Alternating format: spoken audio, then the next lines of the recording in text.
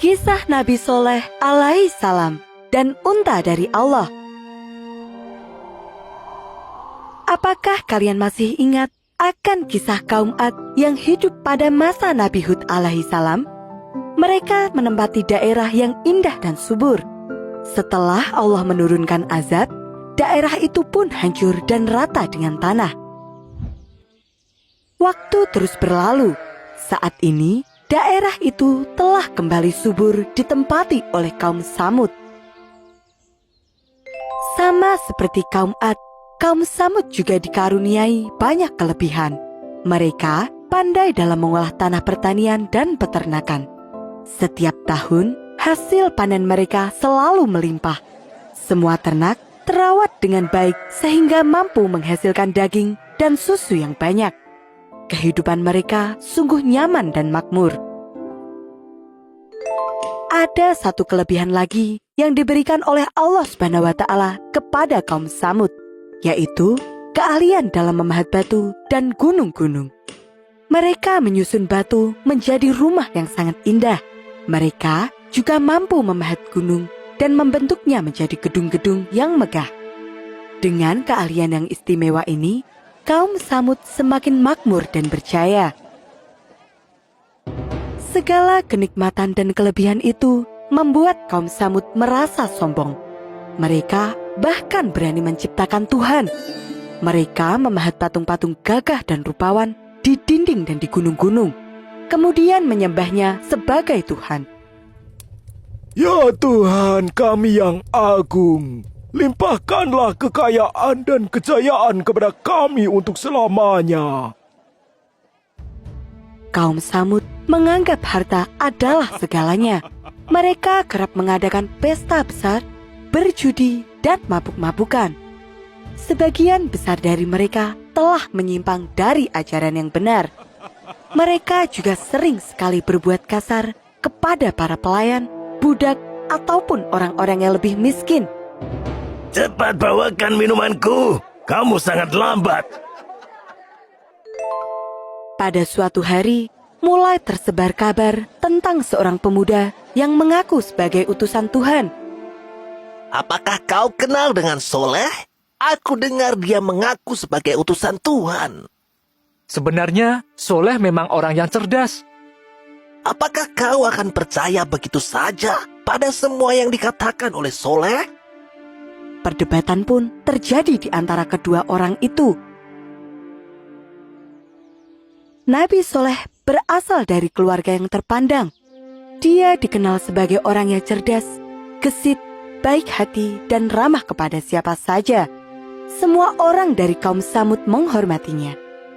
Namun, ketika Nabi Soleh menyerukan untuk beriman kepada Allah dan memerintahkan kaumnya untuk meninggalkan patung-patung berhala, sedikit demi sedikit kaum Samud mulai menjauhi Nabi Soleh. Wahai kaumku, sembahlah Allah. Tidak ada Tuhan bagimu selain Dia. Allah telah menciptakan kalian dari tanah. Berkali-kali Nabi Soleh menyerukan untuk beriman kepada Allah SWT. Namun, kaum Samud terus-menerus menolak. Mereka tetap menyembah patung-patung berhala. Hanya sedikit orang yang terbuka hatinya dan bersedia menyatakan beriman kepada Allah SWT. Nabi Soleh mengingatkan kaumnya bahwa Allah akan membalas semua dosa yang telah dilakukan.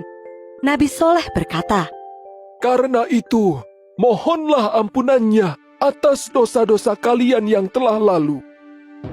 Engkau salah satu dari kaum kami. Bagaimana bisa engkau meminta agar kami meninggalkan ajaran nenek moyang, sedangkan engkau tidak memiliki bukti apapun?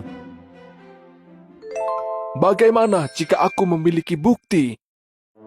Engkau hanyalah manusia biasa seperti kami. Bukti apa yang bisa engkau berikan? Nabi Soleh pun berdoa memohon kepada Allah untuk memberinya kekuatan. Memohon agar Allah bersedia menunjukkan kuasanya, agar kaum Samud percaya bahwa tiada Tuhan selain Allah. Allah mengabulkan doa Nabi Soleh. Allah memerintahkan agar Nabi Soleh memukulkan tangan ke sebuah batu besar yang ada di depannya. Subhanallah, dari dalam batu tersebut muncullah seekor unta betina yang sangat besar dan gemuk. Unta itu berjalan dengan santai, seolah sejak tadi dia memang sudah berada di sana.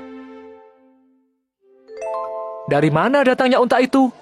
Mustahil ada unta yang muncul dari dalam batu. Wah, ini ajaib sekali.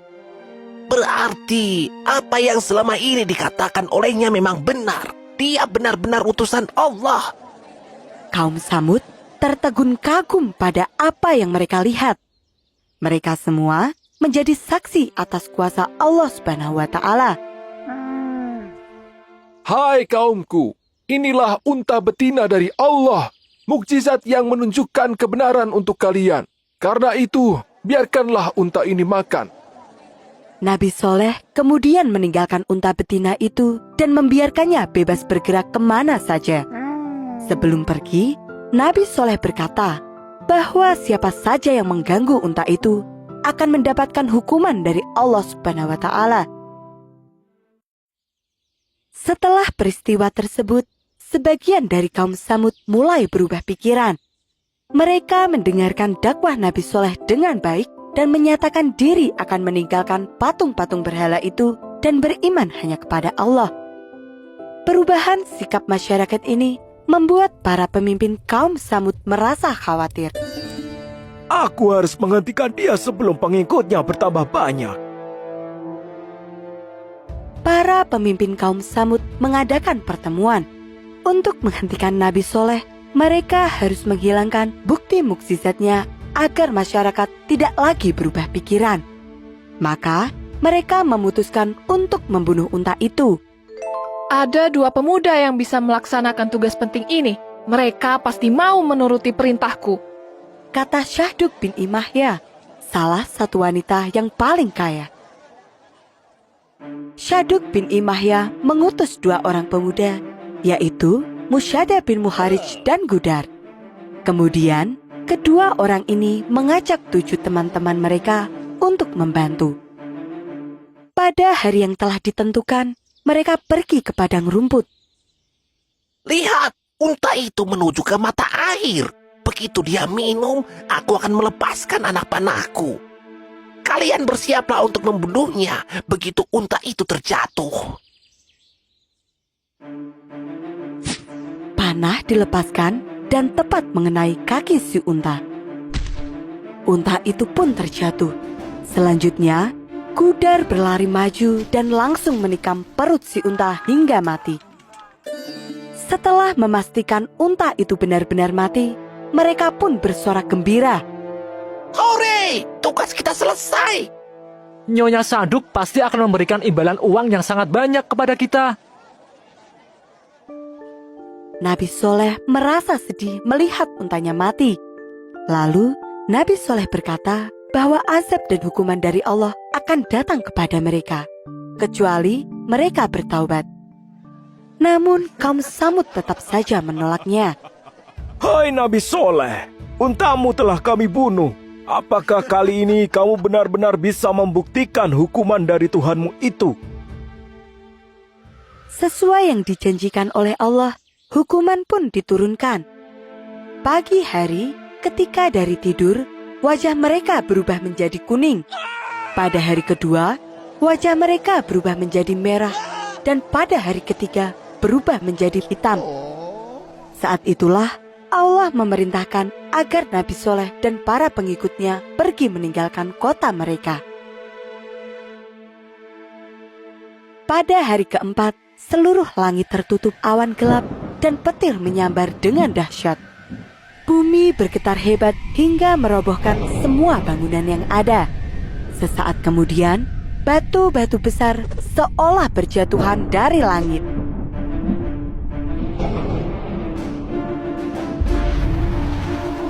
Kota kaum Samud pun hancur tertimpa batu. Tidak ada seorang pun yang selamat di antara mereka. Nabi Soleh bersama para pengikutnya menuju Ramlah, sebuah tempat di Palestina. Beliau terus melanjutkan dakwahnya.